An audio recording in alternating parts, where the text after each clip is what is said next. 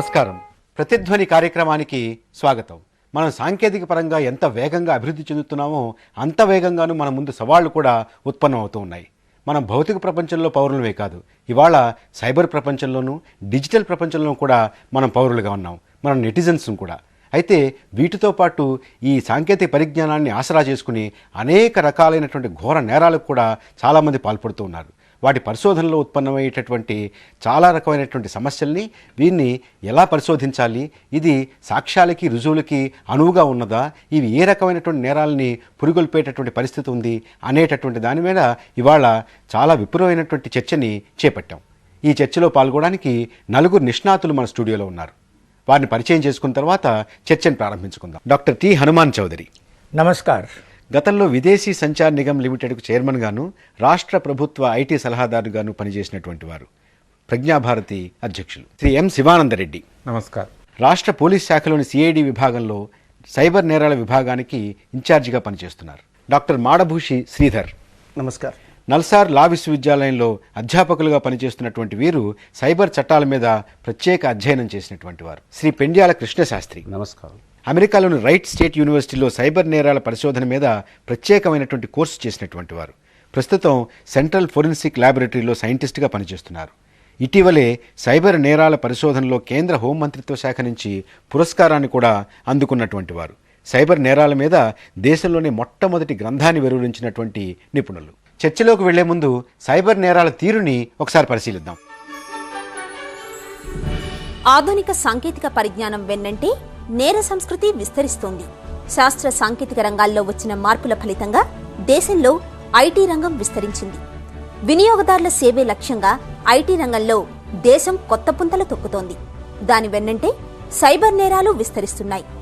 Computer నేరాలు నేర పరిశోధనా సంస్థలకే సవాల్గా నిలుస్తున్నాయి. ఈ నేరాలు దేశ భద్రతకు, వ్యక్తి గౌరవానికి, ప్రతిష్టకు భంగకరంగా మారాయి. జాతీయ నేర రికార్డుల బ్యూరో 2002 నాటికి సర్వే చేసి తాజాగా విడుదల చేసిన నివేదిక ప్రకారం ఇప్పటికే దేశంలో 1300కు పైగా సైబర్ నేరాల కేసులు నమోదయ్యాయి. 551 కేసులతో గుజరాత్ అగ్రభాగాన ఉంటే మన రాష్ట్రం 390 కేసులతో రెండో స్థానంలో ఉంది. ప్రపంచం మొత్తం మీద సైబర్ చట్టాలను అమల్లోకి తెచ్చిన 12వ దేశం మనది. 2000 సంవత్సరంలో ఐటీ చట్టం అమల్లోకి వచ్చింది. సైబర్ నేరాలు శృతిమించడంతో మన రాష్ట్రంలో 2002 డిసెంబర్లో సైబర్ నేరాల ప్రత్యేక విభాగం ఏర్పాటైంది. నేరాలు విస్తృతంగా జరుగుతుండగా నమోదవుతున్న కేసులు మాత్రం వందల్లో ఉంటున్నాయి. రాష్ట్రంలో అశ్లీల వెబ్సైట్లు 1,00,000కు మించిపోయాయంటే టెక్నాలజీ అభివృద్ధి ఎంత పెడదోవ పడుతుందో అర్థం చేసుకోవచ్చు. ఈ రంగంలో జరుగుతున్న నేరాల తీరుతెన్నులను పరిశీలిస్తే సైబర్ నేరాల వివాదంతో వ్యక్తిగత జీవితాలు కూడా భద్రత కరువవుతుంది. సమాచార పరిజ్ఞానం ఫోటోగ్రఫీ నుంచి నీలి చిత్రాలు అందించే పోర్నోగ్రఫీ వరకు వెళ్ళింది. వాడవాడల అశ్లీల పేజీలు, దిగంబర దృశ్యాలు విస్తృతంగా అమ్ముడవుతున్నాయి. ప్రజల బలహీనతలను సొమ్ము చేసుకుంటున్న తీరు భవిష్యత్తును ప్రశ్నార్థకం చేస్తోంది. ప్రపంచంలో అశ్లీల చిత్రాల వ్యాపారం సుమారు $1,100 కోట్ల లాభాలు తెచ్చిపెడుతోందంటే సమాజాన్ని ఎంతగా పెడదోవ పట్టిస్తోందో అర్థం చేసుకోవచ్చు. వీటికి తోడు ఈ జ్ఞానంతో క్రెడిట్ కార్డుల దుర్వినియోగం పెరుగుతోంది. మనం కార్డు ఉపయోగించిందే తడవుగా అవే కోడ్ నంబర్లతో నకిలీ కార్డులు సృష్టించే సులభ మార్గం నేరగాళ్లకు వరంగా మారింది. మన ఇంట్లో ఉన్న కంప్యూటర్ను, వెబ్కామ్ను నియంత్రించి మన రోజువారీ కార్యకలాపాలను పసిగట్టే శక్తివంతమైన ట్రోజన్ కూడా అందుబాటులోకి వచ్చేసింది. సెల్ ఫోన్లలో స్వల్ప నిడివిగల చిత్రాలు తీసే సౌలభ్యంతో మల్టీమీడియా మెసేజింగ్ సర్వీస్ ఎన్నో వివాదాలకు కేంద్ర బిందువు అవుతోంది. ఢిల్లీలో ఓ పబ్లిక్ స్కూల్ విద్యార్థి తన సాటి విద్యార్థితో సాగించిన రాసలీలలను కెమెరా ఉన్న సెల్ ఫోన్లో రికార్డ్ చేయడం, కథ మలుపు తిరిగి చివరకు ఆ సెక్స్ క్లిప్ బాజీ.comలో వేలానికి రావడం దారి తప్పిన కుర్రకారు వేలం వెరికి నిదర్శనం. అలాగే బాలీవుడ్ నటులు కరీనా కపూర్, షాహిద్ కపూర్లు సాగించిన చుంబన దృశ్యాలు ఇంటర్నెట్లో సంచలనం సృష్టించాయి. అలాగే ప్రముఖ నటీమణి త్రిష బాత్రూమ్ దృశ్యాలంటూ ఇంటర్నెట్లో వచ్చిన క్లిప్పింగులు దిగజారిన నైతిక విలువలకు నిదర్శనంగా నిలిచాయి.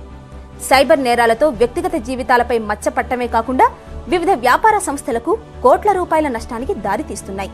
ఆ మధ్య వచ్చిన ఐ లవ్ యూ వైరస్ వల్ల వాణిజ్య సంస్థలు 1000 కోట్ల వ్యాపారాన్ని నష్టపోయాయి.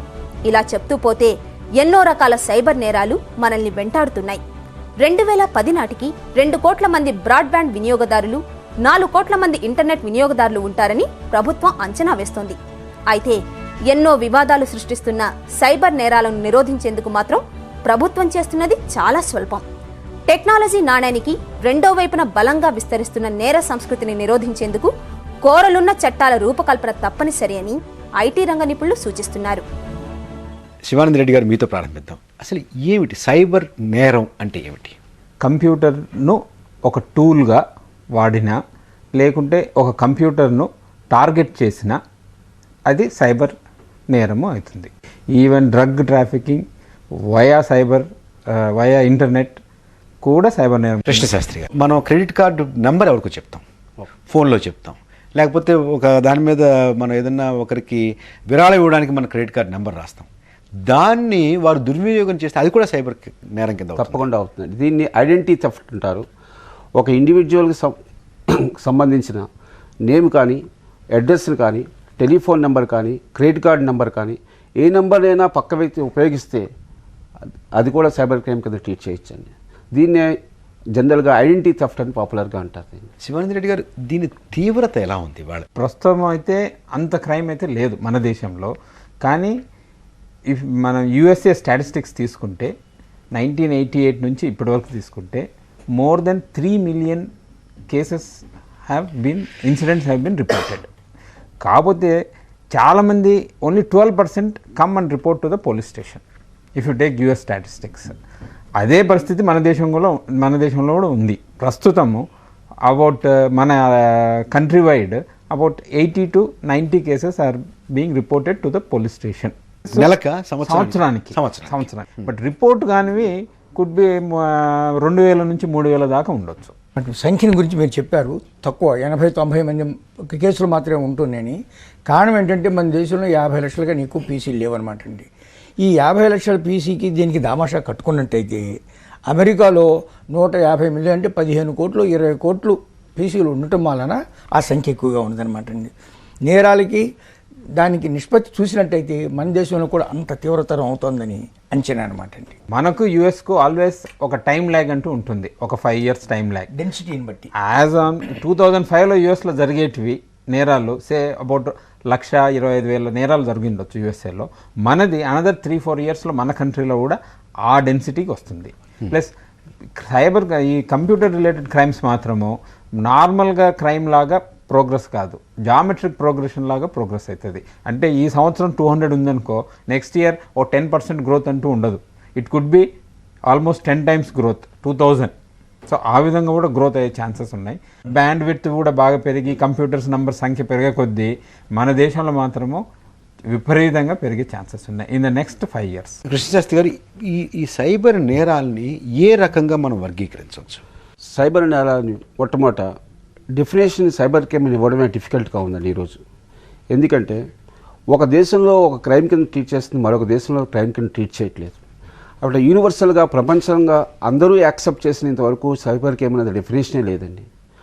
మీరు ఒక తీసుకుంటే వెరీ పాపులర్గా ఐ లవ్ యూ వైరస్ అనే కేసు అరౌండ్ 1993లో జరిగింది. అప్పుడు మీరు చూస్తే 10 lakh billions of dollars was lost and ప్రతి పీసీ ఆ వైరస్ మూలంగా ఎఫెక్ట్ అయింది. బట్ ఫైనల్గా అమెరికన్స్ ఐడెంటిఫై చేయగలన ఎవరిచ్చారన్నది ఫిలిప్పీన్ గవర్నమెంట్ ఆ వ్యక్తి మీద ఏమీ యాక్షన్ తీసుకోలేదు. ఎందుకంటే ఫిలిప్పీన్ గవర్నమెంట్స్కి అప్పుడు ఐటీ యాక్ట్ లేదు. రెండోది ఫిలిప్పీన్స్ గవర్నమెంట్లో virus program writing itself is not at all a crime at all. రెండోది నెంబర్ ఆఫ్ క్రైమ్స్ పెరుగుతున్నాయంటే మేము చేస్తున్న కేసెస్ బట్టి చూస్తే నెంబర్ ఆఫ్ కేసెస్ చాలా పెరుగుతున్నాయని చెప్తాం. మేము 2000 సంవత్సరంలో ఒక్క కేసు ఎగ్జామిన్ చేసాం, 2001లో 8 కేసు చేసాం, 2004లో 189 కేసులు చేసాం. దీన్ని బట్టి చేస్తే ఇది పర్సెంటేజ్. రెండోది 2000 సంవత్సరంలో మేము చేసిన కేసు వెరైటీసు 2004 సంవత్సరంలో చేసిన కేసు వెరైటీస్ చూస్తే టెక్నాలజికల్గా చాలా డిఫరెన్స్ ఉంది.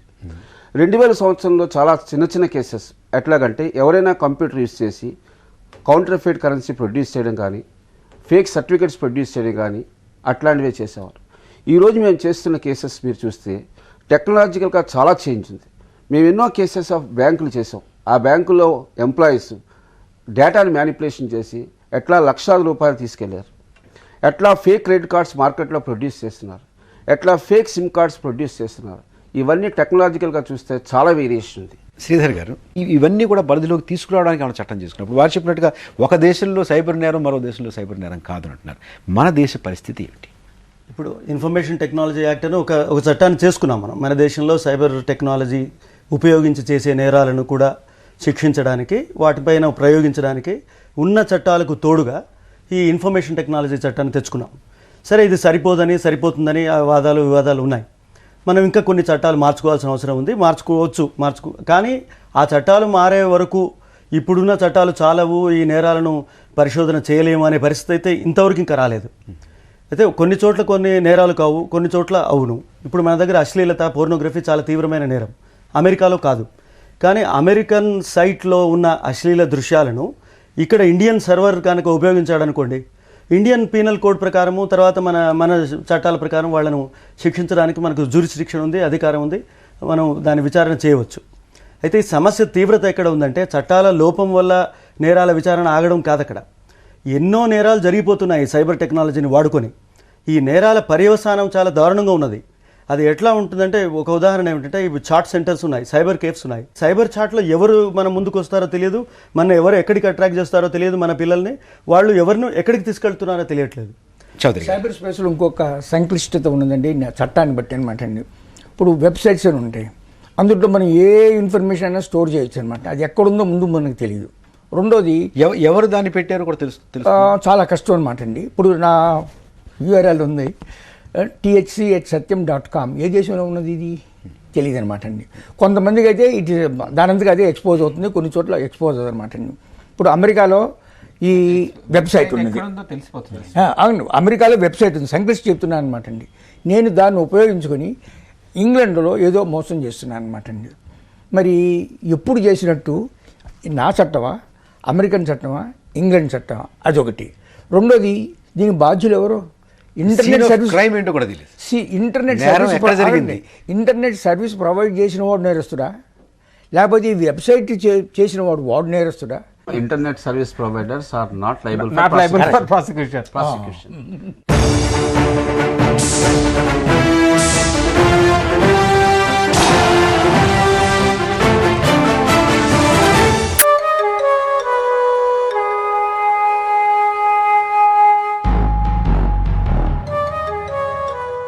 శివానంద రెడ్డి గారు, సైబర్లో ఒక నేరం జరిగిందండి. దానివల్ల కొంతమంది నష్టపోయారు. అంటే మానసికంగా ఆందోళన చెంది ఉండొచ్చు, లేదా డబ్బు నష్టపోయి ఉండొచ్చు, లేదా ఒక హాని జరిగి ఉండొచ్చు. అయితే ఇది ఎవరు చేశారు, ఎక్కడ చేశారు అనేటటువంటి దాని మీద దీని యొక్క ఆ నేరగాడి యొక్క అడుగు జాడలు ఉంటాయి, కంప్యూటర్ ఫుట్ ప్రింట్. ఇది ఎక్కడ దొరుకుతుంది? మనకు అది ఒక సవాలా మనకి? అది మనకు కంప్యూటర్లోనే టూల్స్ ఉన్నాయి. ఈ సర్వర్ ఎక్కడ ఉన్నది అనేది మనకు ఇమ్మీడియట్గా తెలిసిపోతుంది. నేరగాడు ఎక్కడి నుంచి ఆపరేట్ చేసినాడు అని మొత్తం ట్రాక్ చేయవచ్చు. ఈమెయిల్ మీరు ఇస్తే గిన ఈమెయిల్ ఎక్కడి నుంచి వచ్చింది అనేది IP నెంబర్ అంటూ ఉంటుంది. IP నెంబర్ బేసిస్ మీద తీసుకొని యూ కెన్ ఎంటైర్ ట్రాక్ చేయొచ్చు. ఈమెయిల్ ట్రాకర్ అని టూల్ ఉంటుంది. నీ ఈమెయిల్ ఎట్లా వచ్చింది, నెదర్లాండ్స్ నుంచి, యూరోప్, లండన్, USA నుంచి ఢిల్లీకి వచ్చింది అనుకుందాం. సో అది మొత్తం గ్రాఫికల్ ట్రాక్ కూడా ఇచ్చేస్తుంది. కృష్ణశాస్త్రి గారు, మీరు అనేక రకాలైనటువంటి ఈ సైబర్ నేరాలని పరిశోధిస్తున్నారు. పరిశోధన చేసిన తర్వాత ఇది పలానా నేరం, ఈ నేరాన్ని వీళ్ళు చేశారు అని రుజువులతో సహా మీరు ఒక సమకూర్చడం, దీన్ని పట్టుకెళ్ళి ఒక జడ్జి గారి ముందు పెట్టి వాదించి వారిని ఒప్పించడం, వీటిల్లో మీరు ఎదుర్కొనేటువంటి సమస్య అసలు జడ్జి గారికి ఇది అర్థమవుతుందా? జడ్జి గారు దీన్ని ఒప్పుకుంటున్నారా? దీన్ని ఒక రుజువుగాను, సాక్షిగాను, సాక్ష్యంగాను ఇవాళ మనకున్నటువంటి చట్టాలు, మనకున్నటువంటి ఎవిడెన్స్ యాక్ట్, వీటన్నిటికీ ఇది సరిపోతుందా? ఇవాళ మీరు ట్రెడిషనల్ క్రైమ్స్లో చూస్తే అక్కడ ఉండే ఎవిడెన్స్ని ఫిజికల్ ఎవిడెన్స్ అంటున్నారు. ఇప్పుడు జరిగే సైబర్ క్రైమ్లో ద ఎవిడెన్స్ని డిజిటల్ ఎవిడెన్స్ అంటున్నారు. ఈ డిజిటల్ ఎవిడెన్స్, ఫిజికల్ ఎవిడెన్స్ ఎట్లా డిఫరెన్స్ అంటే, ఇక్కడ మీకు ఏ ఎవిడెన్స్ అయినా కూడా 0s and 1 కాంబినేషన్లోనే ఉంటుంది, బైనరీ కాంబినేషన్స్లో. ఏదైనా సైబర్ క్రైమ్ నేరం జరిగినప్పుడు, సైబర్ క్రైమ్ అంటే కంప్యూటర్ ఎక్కర్లేదండి, even digital camera, mobile phone అయినా, ATM ఫ్రాడ్ అయినా, ఏదైనా కూడా, అంటే where there is some storage media, ఈ వీడియో పైరసీ కూడా దానికి ఎందుకు వస్తుందండి. ఎందుకంటే ఏదైనా డేటా 0s and 1 కాంబినేషన్స్లో మీకు స్టోర్ అయినప్పుడు వచ్చే ఎవిడెన్స్ని డిజిటల్ ఎవిడెన్స్ అంటారు. ఆ డిజిటల్ ఎవిడెన్స్ని అనలైజ్ చేయడానికి కంప్యూటర్ ఫోరెన్సిక్స్ అనే కొత్త బ్రాంచ్ ఉత్పన్నమైంది. ఆ కంప్యూటర్ ఫోరెన్సిక్స్ సైంటిస్టు దాన్ని అనలైజ్ చేసి సైంటిఫిక్ మేనర్గా కోర్టుకి ప్రజెంట్ చేసి ఎట్లా క్రిమినల్ ఈ కేసుని చేశాడన్నది ప్రూవ్ చేయగలమే అతని బాధ్యత, మొట్టమొదటి బాధ్యత. అయితే ఇందులో డిఫికల్టీ మీ అనుభవంలో న్యాయస్థానాలు, న్యాయమూర్తులు అంటే దీనికి సరిపడగా ఉన్నటువంటి పరిజ్ఞానం ఉండి అవును ఇది సరే అనేటటువంటి ఆ మనస్తత్వం కలిగి ఉన్నారా, సిద్ధంగా ఉన్నారా? కష్టం అవుతుందా? చాలా కష్టమవుతుందనే చెప్పవచ్చండి. ఇన్వెస్టిగేషన్ ఎక్స్పర్ట్స్ దగ్గర ప్రాబ్లమ్స్ అయినా వస్తున్నాయి, లేకపోతే జ్యుడిషియరీ అప్రిషియేట్ చేసేటప్పుడు ఫైండింగ్స్ అయినా ప్రాబ్లమ్స్ వస్తున్నాయి. మొట్టమొదటి సైబర్ క్రైమ్లో మేము చేస్తున్న ప్రాబ్లం ఏంటంటే ఇన్వెస్టిగేటింగ్ ఆఫీసర్స్ని సీన్ ఆఫ్ క్రైమ్ని ఎట్లా సెట్ చేయాలి, ఎట్లా సీజ్ చేయాలని పరిజ్ఞానం లేక సీన్ ఆఫ్ క్రైమ్ జరిగినప్పుడు వెళ్ళి సింపుల్గా కంప్యూటర్ ఆపరేట్ చేసి ఆన్ చేసి అందులో ఉన్న ఫైల్స్ ఏమేమి ఉన్నాయని చూస్తున్నారు. మీరు కంప్యూటర్ మీద ఎప్పుడైనా వర్క్ చేసినప్పుడు ప్రతి ఫైల్కి date of creation, date of access, date of modified వస్తున్నాయి. ఏ ఫైల్కైనా డేట్ ఆఫ్ యాక్సెసింగ్ అన్నది క్రైమ్ జరిగిన తర్వాత డేట్ అయితే కోర్టులో చాలా డిఫికల్టీస్ వస్తున్నాయి, వీగిపోతుంది. ఎందుకంటే డిఫెన్స్ ఎప్పుడు ఒకటే ఆర్గ్యుమెంట్ మీద నిలబడతారు.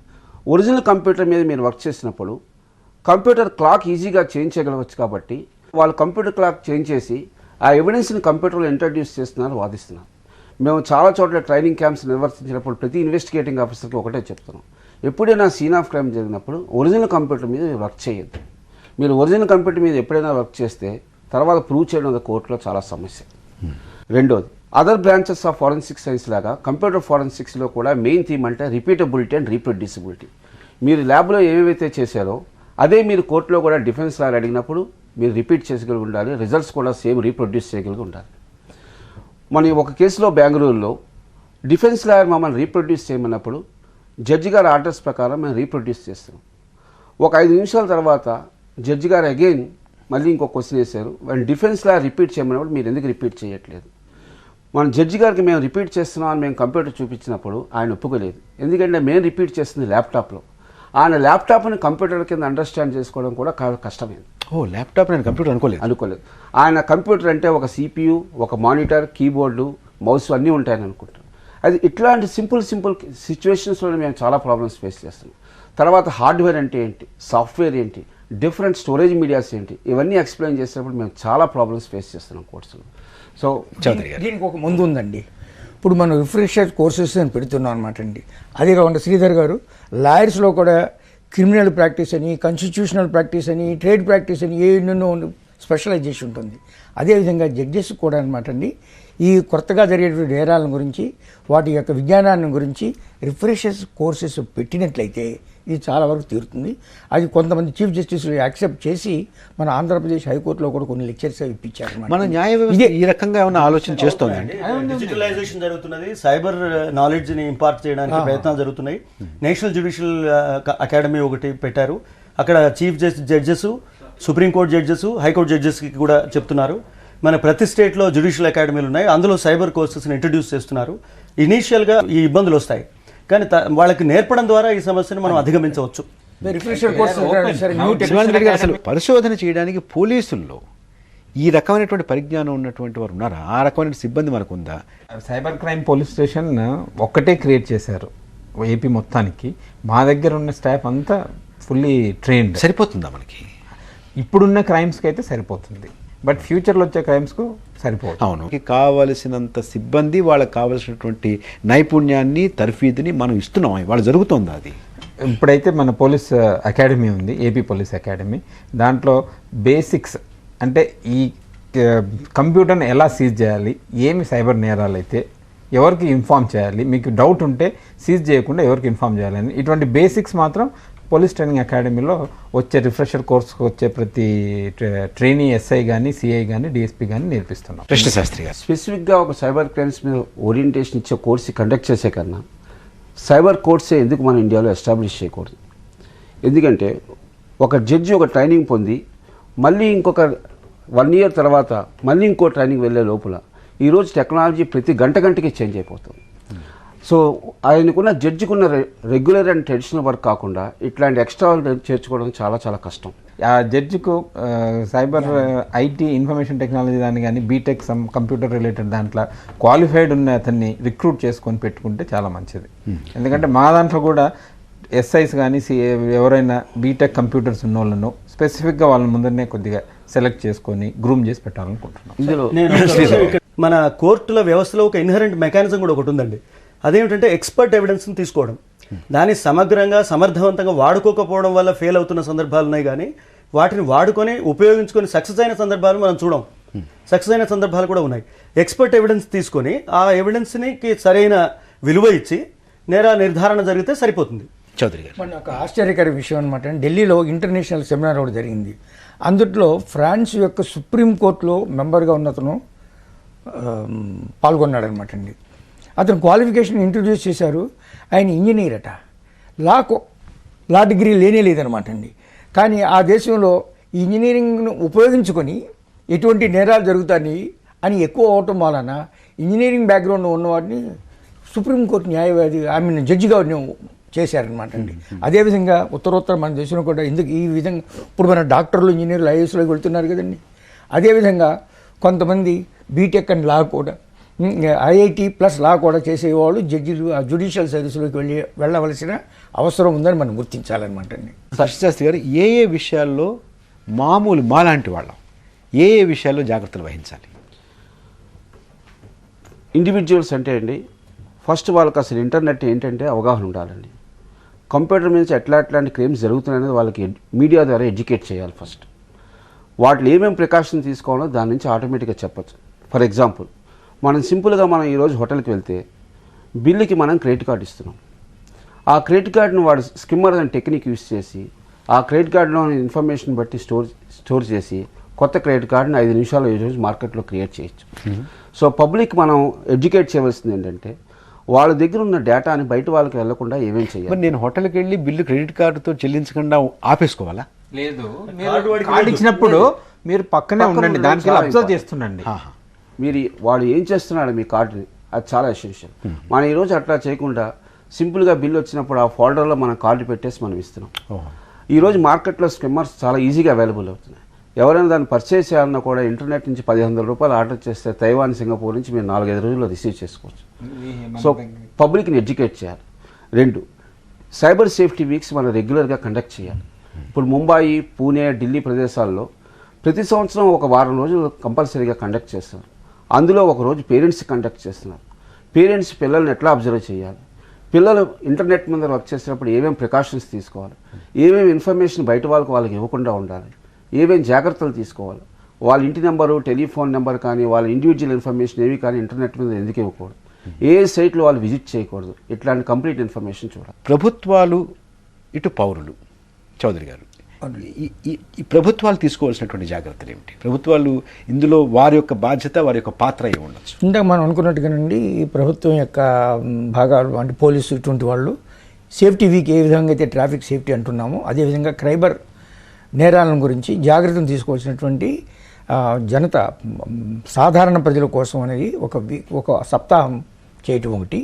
రెండోది, ప్రతి స్కూళ్ళలో ఎన్విరాన్మెంట్ గురించి ఏ విధంగా అయితే మనం పాఠ్యాంశం ఇటీవల మొదలుపెట్టామో అదేవిధంగా టెలిఫోన్ మీద, ఇంటర్నెట్ మీద, క్రెడిట్ కార్డుల మీద వీటన్నింటిని ఉపయోగించేటప్పుడు ఎటువంటి జాగ్రత్తలు తీసుకోవాలి, ఎటువంటి నేరాలు జరుగుతున్నాయి, ఇవన్నీ కూడా చెప్పాలన్నమాట. శివానంద రెడ్డి గారు, పోలీస్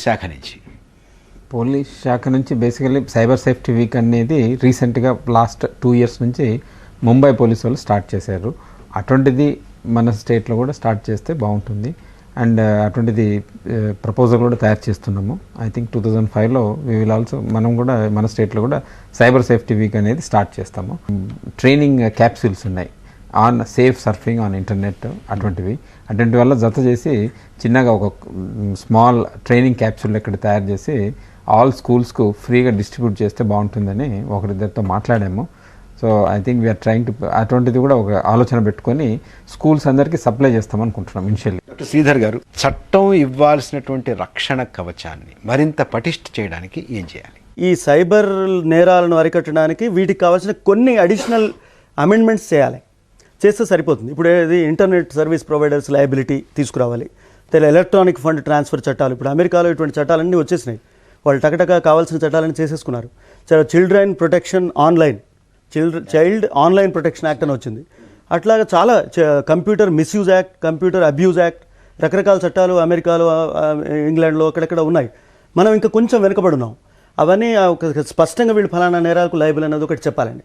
తర్వాత ఈ కంప్యూటర్ నేరాలకి, సైబర్ నేరాలకి శిక్షలు విధించేటప్పుడు కాస్త ఇమాజినేటివ్గా ఉండాలండి. ఊరికి తీసుకొచ్చి వాడిని జైల్లో వేయడం వల్ల ప్రయోజనం లేదు. నేను అమెరికాలో ఒక చిన్న ఇన్సిడెంట్ జరిగింది, అది చెప్తాను. అక్కడ ఏం జరిగిందంటే ఒక బ్యాంక్ ఫ్రాడర్, మనం దృష్టిలో పెట్టుకోవాల్సింది ఈ నేరాలు చేసేటటువంటి వాళ్ళు బాగా చదువుకున్నటువంటి వాళ్ళు, అది సాంకేతిక పరిజ్ఞానంతో బాగా పరిచయం ఉన్నటువంటి తర్వాత పేదరికం వల్ల నేరం చేయట్లేదు. అంచేత వీళ్ళు చాలా తెలివిగా నేరం చేసేటటువంటి అవకాశం ఉంది. తప్పించుకోవడానికి ఎక్కువగా అవకాశాలు ఉండేటటువంటి పరిస్థితి. కావాల్సిన ఈ లయబిలిటీస్ని ఇంపోజ్ చేసే కొత్త చట్టాలు మాత్రం అవసరం ఉన్నమాట నిజమే. పెద్ద ప్రాబ్లం వచ్చేది ఏమందంటే జాగ్రఫికల్ జ్యూరిస్డిక్షన్, దట్ ఈస్ అది పెద్ద సమస్య. మనిషి ఎలా పట్టుకుంటాం? ప్రతి దానికి ఏ దానికి క్రైమ్ ఇన్వెస్టిగేషన్ పోతే server will be USA based server or some eastern European server అవుతుంది. సో మనకు ఆల్ యునైటెడ్ నేషన్స్ లేకపోతే ఆర్గనైజేషన్ ఒక అంటే అంతర్జాతీయంగా ఒక రకమైనటువంటి అవగాహన ఒప్పందం అనేది చేసుకోవాల్సి వస్తుంది. సైబర్ నేరాలు మన సమాజం మీదకు విసిరినటువంటి సవాల్ని మనం స్వీకరించి వాటిని మనం అధిగమించాల్సినటువంటి ప్రయత్నం చేయడానికి మనందరం కూడా కృషి చేయాల్సినటువంటి అవసరం ఉంది. ఈ చర్చని ఇంతటితో ముగిద్దాం. రేపు మరొక ముఖ్యమైనటువంటి అంశం మీద చర్చతోటి ప్రతిధ్వని కార్యక్రమం మీ ముందుకు వస్తుంది. నమస్కారం.